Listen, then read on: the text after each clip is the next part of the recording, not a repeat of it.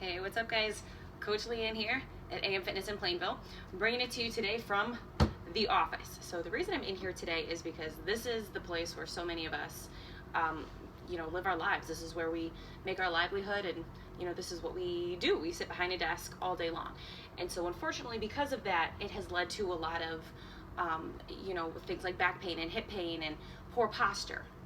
So of course, we always have ways for you to increase your mobility, and you can foam roll and we can stretch and we can do all that.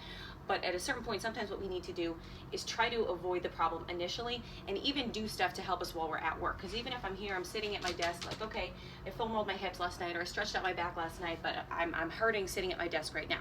So I want to give you just a couple of tips, just some things that we can actually do while we're at work to try to help alleviate some of that back pain.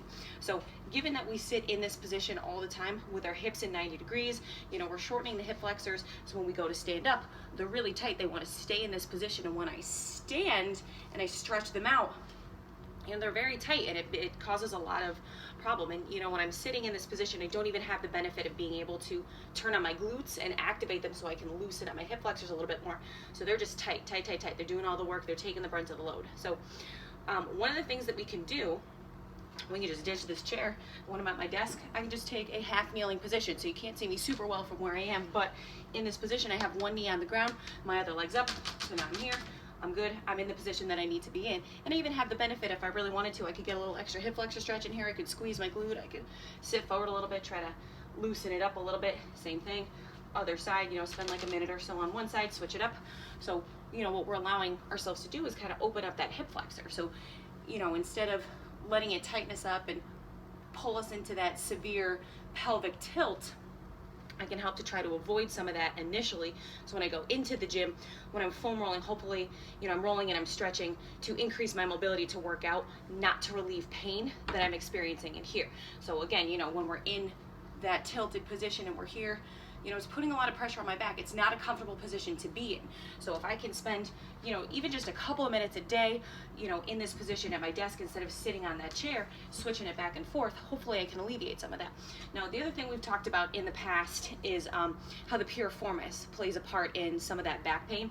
So that small muscle in our butt that runs right here, one thing we can do to stretch that out, we talked about this a little bit before, we can kind of hook that leg over our desk and we're here.